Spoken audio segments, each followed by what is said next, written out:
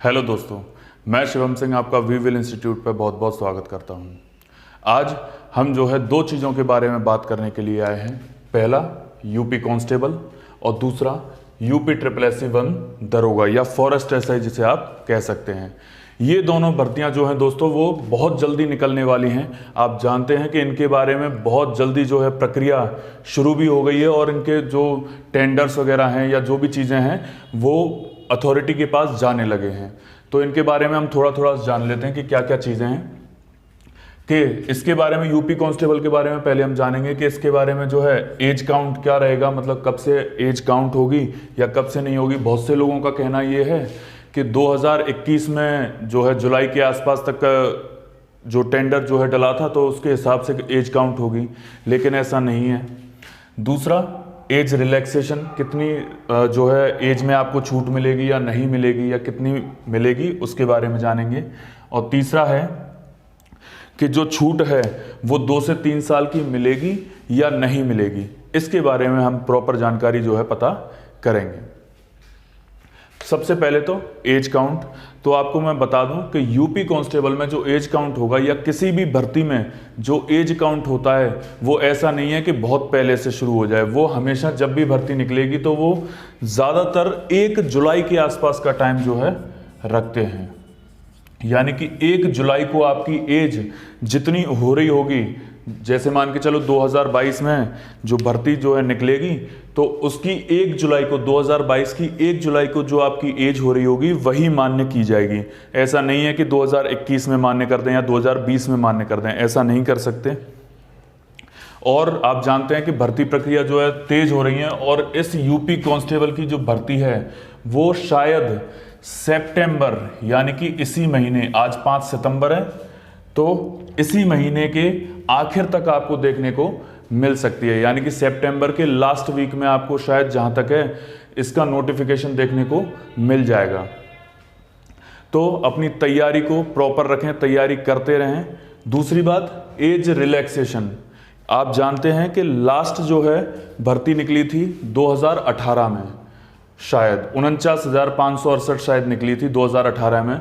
उसके बाद से कोई भी भर्ती नहीं निकली है, यानी कि लगभग 4 साल हो गए हैं। और 4 साल तक जब कोई भर्ती नहीं निकली है तो सीधी सी बात है कि एज रिलैक्सेशन तो उन्हें देना ही चाहिए। क्योंकि कुछ बच्चे ऐसे थे जो 49,568 में कुछ दिन से जो है रह गए थे या कुछ दिन उनकी उम्र में रह गए थे, वो फॉर्म नहीं भर पाए थे।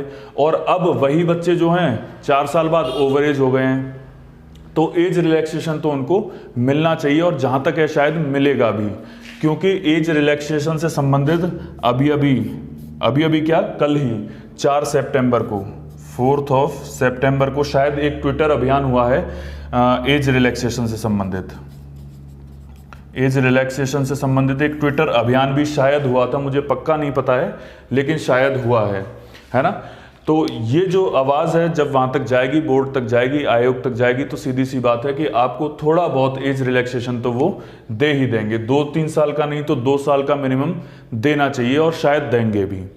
तो आप अपनी तैयारी को पूरा रखें। ये जो भर्ती है वो बहुत जल्दी, यानी कि सितंबर के आखिरी वीक में या सितंबर के आखिरी वीक से भी पहले वीक में ये जो है भर्ती आ जाएगी। तो इसके लिए आप प्रॉपर पढ़ाई करते रहें। बिल्कुल भी आपको बीच में ऐसा नहीं करना है कि पढ़ाई छोड़ दी कि अभी आ नहीं रही है, ऐसा होगा वैसा होगा, लेकिन नहीं, ये सितंबर के आखिरी वीक में आपको जो है नोटिफिकेशन देखने को मिल जाएगा और ये ज़रूर मिलेगा जहाँ तक है, ठीक है। तो यूपी कांस्टेबल से संबंधित जितने भी जैसे आप मान के चलो तैयारी कर रहे हैं, और तैयारी करने के साथ साथ आप क्या है, जीएस में, मैं जीएस पढ़ाता हूँ।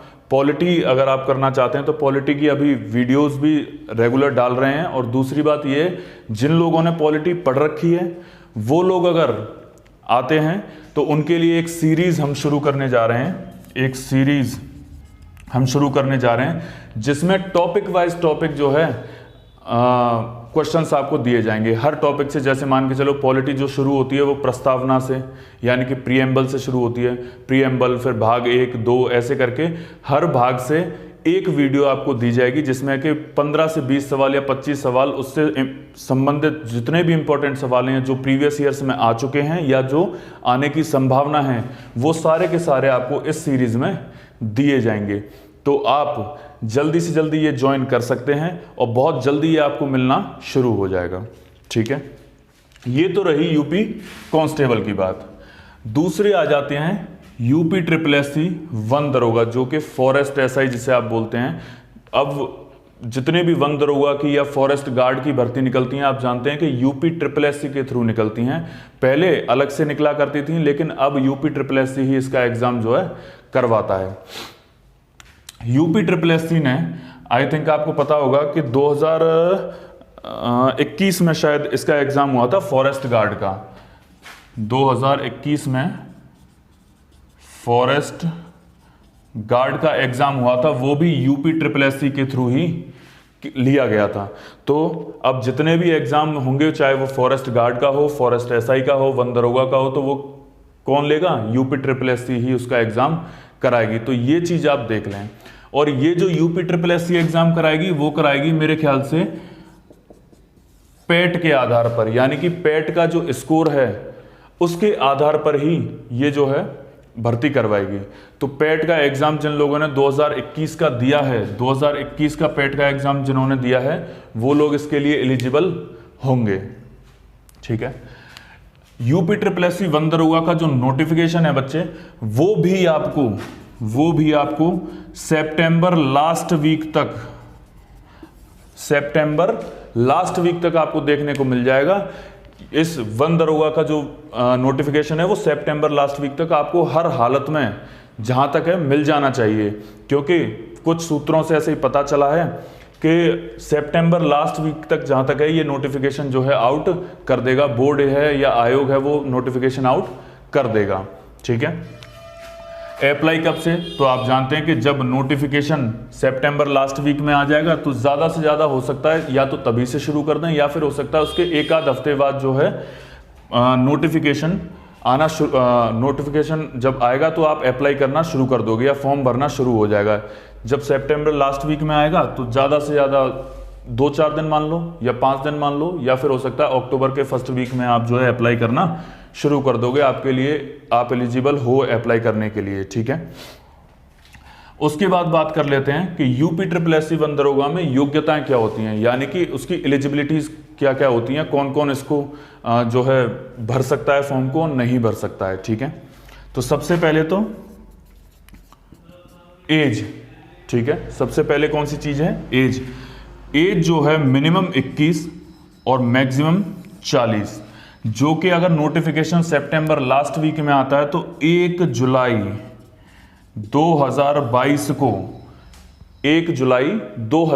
को जिस व्यक्ति ने मिनिमम 21 साल पूरे कर लिए हों और मैक्सिमम 40 साल से कम हो, वो व्यक्ति इस एसआई का जो एग्जाम है उसके लिए फॉर्म भर सकता है। ठीक है, दूसरी चीज आ जाते हैं कि जिस बच्चे ने या जिस व्यक्ति ने या तो बीएससी कर रखी हो, बीएससी आप जानते हैं यानी कि पीसीएम जिस पे सब्जेक्ट रहे हो, ठीक है, या फिर वो इंजीनियरिंग ग्रेजुएट हो जिसने इंजीनियरिंग कर रखी हो, या फिर जिस व्यक्ति ने पशु चिकित्सा में कोई डिप्लोमा कर रखा हो, पशु चिकित्सा में कोई भी डिग्री ले रखी हो, जैसे बीबीएससी होती है ना, या और भी पशु चिकित्सा से संबंधित जो भी होती हैं वो ले रखी हो, या फिर किसी व्यक्ति ने बॉटनी से कोई डिग्री ले रखी हो, ठीक है, वनस्पति विज्ञान जो बोलते हैं तो वो ले रखे हो। तो ऐसे ही करके जितनी भी वो हैं ये सारे के सारे एलिजिबल इसमें होंगे। ठीक है, जिसने बीएससी कर रखी हो, इंजीनियरिंग ग्रेजुएट हो, या फिर पशु चिकित्सा से संबंधित किसी व्यक्ति ने जो है कोई डिप्लोमा या डिग्री ले रखी हो, या किसी ने वनस्पति विज्ञान यानी कि बॉटनी से कोई डिग्री या डिप्लोमा कर रखा हो, तो वो लोग इसमें एलिजिबल होंगे। बाकी का जितने भी ये एलिजिबिलिटीज़ हैं ये सारे के सारे नोटिफिकेशन मैं आपको टेलीग्राम में डाल दूंगा, तो आप टेलीग्राम की लिंक आपको डिस्क्रिप्शन बॉक्स में मिल जाएगी, तो वहाँ से आप ज्वाइन कर सकते हैं। और सारा पूरा का पूरा नोटिफिकेशन जैसे ही आता है या कोई भी जानकारी मिलती है वो सारी की सारी आपको टेलीग्राम में मिल जाएगी। इसके बाद में जो व्यक्ति, इसके बाद में जो व्यक्ति सेना में थे, ठीक है, या सेना में कम से कम 2 साल रहे हैं, उनको थोड़ा सा एज रिलैक्सेशन मिलेगा। जो व्यक्ति सेना में कम से कम रहे हैं तो उनको शायद रिलैक्सेशन मिलेगा। दूसरी बात, जिनके पास एनसीसी का, ये तो दिया हुआ है, एनसीसी का बी सर्टिफिकेट है, जिनके पास एनसीसी का बी सर्टिफिकेट है, सी सर्टिफिकेट मैंडेटरी नहीं है, केवल अगर एनसीसी का बी सर्टिफिकेट भी है तो उसे भी एज रिलैक्सेशन थोड़ा बहुत दिया जाएगा। लेकिन ये पता तब चलेगा जब नोटिफिकेशन बिल्कुल आउट हो जाएगा कि उसको रिलैक्सेशन कितना दिया जा रहा है, कितना नहीं दिया जा रहा है, ठीक है। इसके बाद में जो योग्यताएं हैं और वो मैं आपको बता देता हूं कि कोई अगर मेल है यानी कि पुरुष है तो उसकी लंबाई जो है वो 163 सेंटीमीटर यानी कि 163 सेंटीमीटर क्या होनी चाहिए, हाइट उसकी होनी चाहिए। और उसका सीना जो है वो 84 सेंटीमीटर फुलाव के साथ, ध्यान रखेंगे 84 सेंटीमीटर फुलाव के साथ चाहिए, यानी कि बिना उसके केवल कितना चाहिए, 79 सेंटीमीटर, यानी कि 5 सेंटीमीटर का क्या चाहिए, फुलाव चाहिए। यानी कि किसी व्यक्ति का नॉर्मल सीना कितना है 79, तो उसको फूलने के बाद कितना बैठ जाना चाहिए, 84 सेंटीमीटर या 84 सेंटीमीटर बैठ जाना चाहिए। वैसे जनरली मुझे ज़्यादा जानकारी नहीं है, लेकिन भर्तियों में शायद महिलाओं का जो सीना है वो नापा नहीं जाता, लेकिन इसमें जो है दिया गया है, इसमें ये क्राइटेरिया है कि फीमेल्स की जो हाइट है वो करीबन 150 सेंटीमीटर होनी चाहिए। कितनी, 150 सेंटीमीटर। और सीना जो है होना चाहिए उनका 79 और 5 सेंटीमीटर का फुलाव होना चाहिए। ये 79 फुलाव के साथ है ना, मतलब सीना फूला हुआ हो 79 सेंटीमीटर बैठे और बिना फूले कितना बैठे, 74 सेंटीमीटर, ठीक है। तो 74 सेंटीमीटर नॉर्मल, 5 सेंटीमीटर फुला के कितना बैठना चाहिए, 79 सेंटीमीटर जो है महिलाओं का सीना बैठना चाहिए, ठीक है। इसके बाद में जो जनजातियां आ जाती हैं, इसके बाद में जो जनजातियां जैसे नेपाली हो गए, है ना, सॉरी गोरखा हो गए, गढ़वाली हो गए, ठीक है। जितनी भी जनजातियां हैं उनको थोड़ा सा रिलैक्सेशन इसमें दिया जाता है। तो उसमें जो है मेल की जो हाइट दी गई है वो 152.5 सेंटीमीटर दी गई है, यानी कि कोई भी व्यक्ति जो कि जनजातियों के अंतर्गत आता है उसकी हाइट कितनी होनी चाहिए, 152.5 सेंटीमीटर होनी चाहिए। सीने का जो डायमेंशन है वो यही रहेगा कि 5 सेंटीमीटर फुलाव होना ही होना चाहिए, लेकिन जो उनकी हाइट है उसमें उनको रिलैक्सेशन जो दिया गया है कि जो नॉर्मल हैं उनकी 163 सेंटीमीटर और जो जनजातियों के अंतर्गत आते हैं उनकी 152.5 सेंटीमीटर होनी चाहिए। उसके बाद में जो फीमेल हैं जो कि जनजातियों के अंतर्गत ही आती हैं उनका 145 सेंटीमीटर करीब होना चाहिए, ठीक है। उनकी जो हाइट है वो कितनी होनी चाहिए, 145 सेंटीमीटर होनी चाहिए कम से कम। इतना जो है दिया गया है अभी फिलहाल तक, इतनी जानकारी जो है कहीं से प्राप्त हुई है, तो इतना आप करते रहें। ये चीज़ जानकारी आई होप आपको जो है मदद मिली होगी इससे काफ़ी सारी। तो ज़्यादा से ज़्यादा जितना हो सकता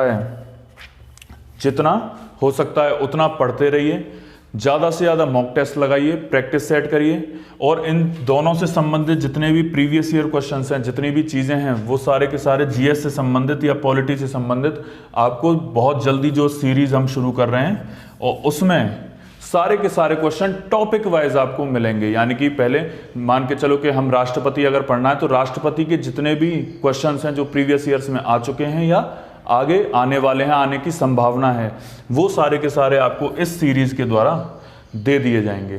तो आप इससे जुड़े रहें। दूसरी एक और चीज़ कि इस यूपी ट्रिपल एससी में, इस वन दरोगा में आप जानते हैं कि पुरुषों के लिए 25 किलोमीटर की पैदल चाल है, या रनिंग आप बोल सकते हैं, कुछ भी बोल सकते हैं, ठीक है। जो पुरुष हैं उनके लिए कितना है, 25 किलोमीटर, यानी कि 25 किलोमीटर आपको चलना है या दौड़ना है, आप जैसे चाहें वैसे कर सकते हैं। कितनी देर में? 4 घंटे में। 4 आवर्स का आपको टाइम मिलेगा, 4 घंटे का आपको टाइम मिलेगा। कितना चलने के लिए? 25 किलोमीटर। पहले इसके साथ में 10 केजी वेट और ऐड किया जाता था, लेकिन अभी इसकी कोई जानकारी नहीं है कि 10 केजी जो वेट है वो ऐड किया जाएगा या नहीं किया जाएगा, या ज़्यादा ऐड किया जाएगा या नहीं किया जाएगा। ठीक है, वो जानकारी मिलेगी अभी आपको बाद में। लेकिन 25 किलोमीटर 4 घंटे में तो आपको पूरा करना ही करना है, चाहे आप पैदल चलिए, चाहे भागिए, कुछ भी करिए, लेकिन ये आपको क्राइटेरिया पूरा करना पड़ेगा। और ऐसे ही महिलाओं के लिए है, महिलाओं के लिए 14 किलोमीटर 14 किलोमीटर 4 आवर्स में, 4 घंटे में। महिलाओं के लिए कितना है? 14 किलोमीटर 4 घंटे में। और पुरुषों के लिए 25 किलोमीटर 4 घंटे में। ठीक है, तो ये जानकारी आपकी, आई थिंक आपको इससे काफ़ी मदद मिली होगी। और बाकी की जितनी भी जानकारी आएंगी, जितनी भी अपडेट आएंगी, वो मैं आपको टाइम टू टाइम देता रहूँगा। आज के लिए इतना ही। आई थिंक आपको ये वीडियो मददगार साबित होगी, तो वीडियो को लाइक करें और चैनल को ज़रूर सब्सक्राइब कर लें। आपको सीरीज़ भी मिलेगी, सारे क्वेश्चंस मिलेंगे। पॉलिटी की क्लासेस जो है चल रही हैं, और पॉलिटी जो है हम बहुत डिटेल में पढ़ रहे हैं। जो लोग यूपी कांस्टेबल या यूपी एसआई, आगे आने वाली यूपी एसआई के लिए या किसी भी एग्ज़ाम की प्रिपरेशन की अगर तैयारी कर रहे हैं, तो वो पॉलिटी की क्लासेस वहाँ से ले सकते हैं।